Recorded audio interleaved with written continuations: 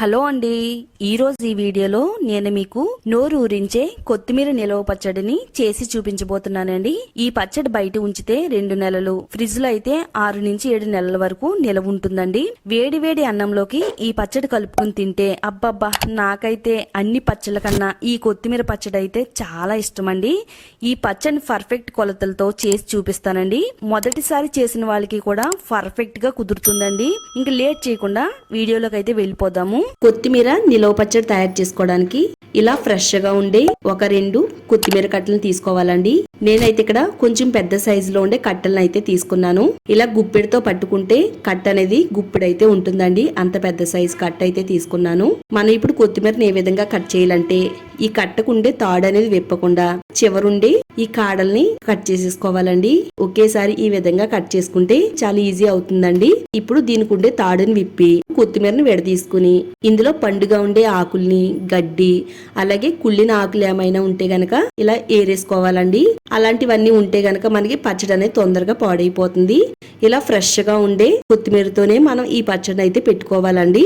ఆకులన్నిటిని కూడా ఇలా శుభ్రం చేసిన తర్వాత బకెట్ నిండుగా నీళ్లు వేసుకుని కొత్తిమీర ఇందులో వేసుకుని చక్కగా ఈ విధంగా ఒక 2-3 సార్లు శుభ్రం చేసినట్టయితే ఇసుక ఏమైనా ఉంటే గనక ఇలా అడుగు భాగానికి వచ్చేస్తదండి. ఇలా పైకి తేలుతున్న కొత్తిమీరనంతా కూడా ఒక ప్లేట్ లోకి అయితే తీసుకుని పెట్టుకుందాము.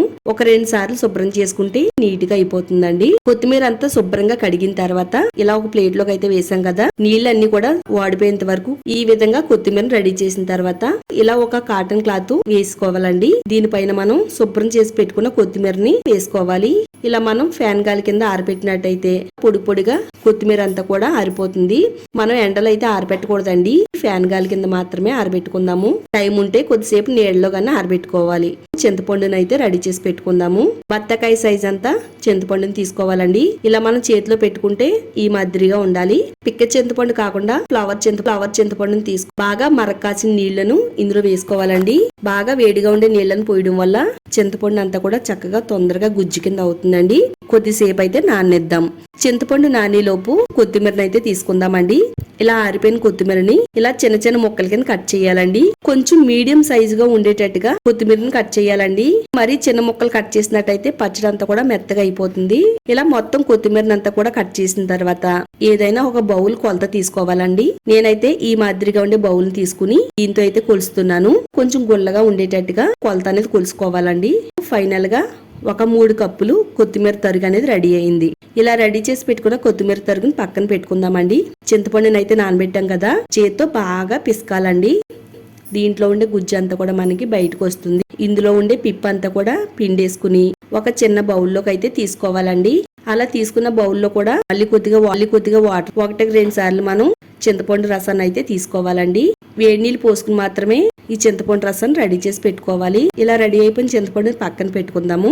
ఏ బౌల్ తో అయితే కొత్తిమీరని కొలిసాము అదే బౌల్ తో ఆయిల్ తీసుకుందామండి. 3 కప్పులు కొత్తిమీర తరుక్కి 1 కప్పు వరకు ఆయిల్ తీసుకోవాలి. స్టవ్ ఆన్ చేసుకుని స్టవ్ పైన కడాయి పెట్టుకుందాము. 1 టేబుల్ స్పూను మెంతులు వేసుకుందామండి. స్టవ్ ని మీడియం ఫ్లేమ్ లో పెట్టుకుని మెంతులు చక్కగా ఇలా వేయించాలండి. బాగా వేగాలండి, లేకపోతే పచ్చడి అనేది చేదొస్తుంది. కొద్దిగా వేగిన తర్వాత ఒక 2 టేబుల్ స్పూన్ వరకు ఆవాలు వేసుకోవాలండి. మెంతులు తొందరగా వేగవు కాబట్టి మెంతులు కొంచెం వేగిన తర్వాత ఆవాలు వేస్తే చక్కగా 2 కూడా ఈక్వల్ గా ఎగుతాయి. సిమ్ టు మీడియం ఫ్లేమ్ లో పెట్టుకుని బాగా వేయించాలి. ఇలా వేయించుకున్న వీటిల్ని ఒక ప్లేట్ లో వేసుకుని చల్లారనివ్వాలి. ఇవన్నీ కూడా బాగా చల్లారిన తర్వాత మిక్సీ జార్ లో వేసుకుని వీలైనంత మెత్తని పొడి కింద గ్రైండ్ చేసుకోవాలండి. ఆవపిండి, మెంతి పిండి రెడీ అయిపోయిందండి. ఉప్పుని కూడా గ్రైండ్ చేసుకుందాం. మనం ఎప్పుడు నిలవ పచ్చడి పెట్టినా గానీ రాళ్ళ ఉప్పుని మెత్తగా గ్రైండ్ చేసుకుని వేసుకుంటే పచ్చడి అనేది ఎక్కువ రోజులు నిలవ ఉంటుంది. 1/4 కప్పు వరకు రాళ్ళ ఉప్పుని వేసుకుని ఇలా మెత్తగా గ్రైండ్ చేసి పెట్టుకోవాలి. ఇక్కడ ఉప్పు, కారం, ఆవపిండి రెడీ అయింది.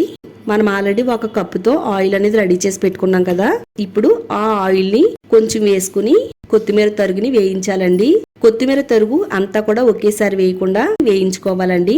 అన్ని వైపులకి కూడా కలుపుతూ చక్కగా కొత్తిమీరని వేయించాలి. స్టవ్ ని మీడియం ఫ్లేమ్ లో పెట్టుకుని ఇలా వేయించినట్టయితే కొత్తిమీర అంతా కూడా చక్కగా వేగుతుందండి. కొత్తిమీరలో ఉండే పచ్చిదనం అంతా పోయేంత వరకు ఇలా మనం వేయించాలి. ప్యాన్ అడుగు బాగాన ఇలా మాడినట్టు ఉంటుందండి.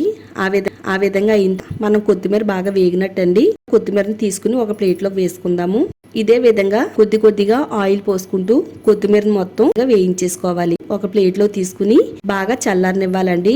అదే కడాయిలో కొద్దిగా ఆయిల్ పోసుకుని చింతపండు గుజ్జునైతే రెడీ చేసి పెట్టుకున్నాం కదా, ఇలా కొంచెం పెద్దగా ఉండే స్ట్రైనర్స్ ఉంటాయి కదా, దాంట్లో పోసుకుని ఈ విధంగా మనం స్ట్రైన్ చేసినట్టయితే చింతపండులో ఏమైనా పిప్పు అలాగే చిన్న చిన్న పెంకుల్లా ఉంటాయి కదా, అవన్నీ కూడా కిందకి రాకుండా ఇలా స్ట్రైనర్ లో ఉండిపోతాయండి. ఇలా స్ట్రైన్ చేసుకుంటే చక్కగా మనకి చింతపండు గుజ్జు అనేది మంచిగా తయారవుతుందండి. ఇలా చింతపండు గుజ్జును వేసుకుని దగ్గరగా అయ్యేంత వరకు ఉడకనివ్వాలండి.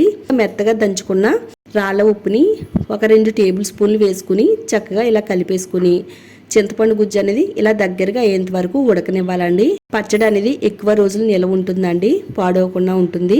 ఇప్పుడు దీన్ని పక్కన పెట్టేసుకుని మరో ప్యాన్ పెట్టుకుని తాలింపు రెడీ చేసుకుందామండి. మనకి బౌల్లో ఎంత ఆయిల్ అయితే మిగిలిందో అంత ఆయిల్ ని కూడా ఇందులో పోసేసుకుందామండి. శనగపప్పు, ఆవాలు, మినపప్పు ఈ మూడింటిని కూడా స్టవ్ ని మీడియం ఫ్లేమ్ లో పెట్టుకుని దోరగా అయ్యేంత వరకు వేయించాలండి.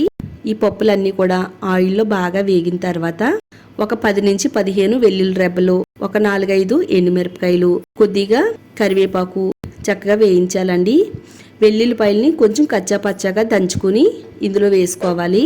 స్టవ్ ని సిమ్ లో పెట్టుకుని చక్కగా పోపునైతే బాగా వేయించుకోవాలండి, మాడిపోకుండా చూసుకోండి. స్టవ్ ఆఫ్ చేసేసిన తర్వాత ఇందులో ఒక 1/2 టేబుల్ స్పూన్ పసుపు వేసుకోవాలి. ఈ వేడికి మనకి పసుపు అనేది చక్కగా వేగిపోతుందండి. అంతా కూడా బాగా కలిపేసుకోవాలి. మీరు కావాలనుకుంటే ఇందులో కొద్దిగా ఇంగువను కూడా వేసుకోవచ్చండి. అంతా కూడా బాగా ఫ్రై అయిపోయిన తర్వాత స్టవ్ ఆఫ్ చేసేసి పోపుని చల్లారనివ్వాలి. వేయించిన కొత్తిమీర అయితే చల్లారిపోయిందండి, చింతపండు గుజ్జు కూడా చల్లారిపోయింది. ఈ రెండింటిని కూడా మిక్సీ జార్ లో వేసుకుని గ్రైండ్ చేసుకోవాలి. మరీ మెత్తగా కాకుండా కొంచెం బరకగా ఉండేటట్టుగా ఈ కొత్తిమీరని మనం గ్రైండ్ చేసి పెట్టుకోవాలండి. ఈ విధంగా గ్రైండ్ చేసుకున్నాం కదా, కొంచెం వెడల్పుగా ఉండే బేసిన్లో వేసుకుని కలుపుకుందామండి. మనం ముందుగా రెడీ చేసి పెట్టుకున్న ఆవాలు, మెంతి పిండిని వేసుకోవాలి. ఒక 1/2 కప్పు వరకు కారం. ఫస్ట్ అయితే మనం ఒక 2 టేబుల్ స్పూన్లు ఉప్పు వేసాం కదా, ఇప్పుడు మరో స్పూన్ ఉప్పు వేసుకుని కలిపేసుకుందామండి. చేత్తో కలుపుకోవచ్చు, ఇలా స్పూన్తో అయినా కలుపుకోవచ్చు అండి. ఒకవేళ మీరు చేత్తో కలిపినట్టయితే చెయ్యి అనేది తడి అనేది లేకుండా కొంచెం పొడిగా ఉండేటట్టుగా చూసుకోండి. కొంచెం కారం అనేది తక్కువైందండి, 1 టేబుల్ స్పూన్ కారం అయితే వేసాను. అంతా కూడా ఈ విధంగా కలిపేసుకోవాలి. మొత్తం అంతా కూడా బాగా కలవాలండి. అంతా కలిసిన తర్వాత లాస్ట్ లో పోపు వేసుకోవాలి. పోపు కూడా బాగా చల్లారిపోవాలండి, వేడిగా ఉండే పోపుని వేసుకోకూడదు. ఈ విధంగా కలిపేసుకుందామండి. పచ్చడి కలిపేటప్పుడు ఆయిల్ ఎక్కువైనట్టుగా అనిపిస్తుందండి. ఆయిల్ అనేది ఏమి ఎక్కువ అవదండి, చక్కగా అంతా కూడా సరిసమానంగా సరిపోతుంది.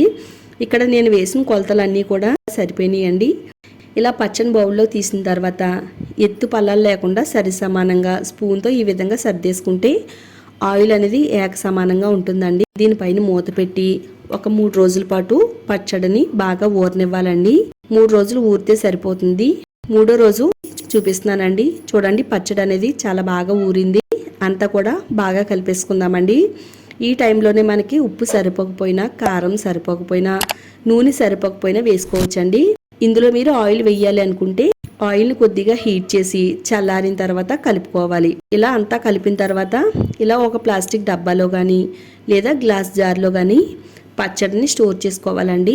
సరి సమానంగా పచ్చడిని సర్దుకుంటే చక్కగా మనకి పచ్చడి పాడవకుండా ఉంటుంది. ఇది బయట అయితే 6 నెలల్లో, ఫ్రిడ్జ్ లో అయితే సంవత్సరం పాటు నిల్వ ఉంటుందండి.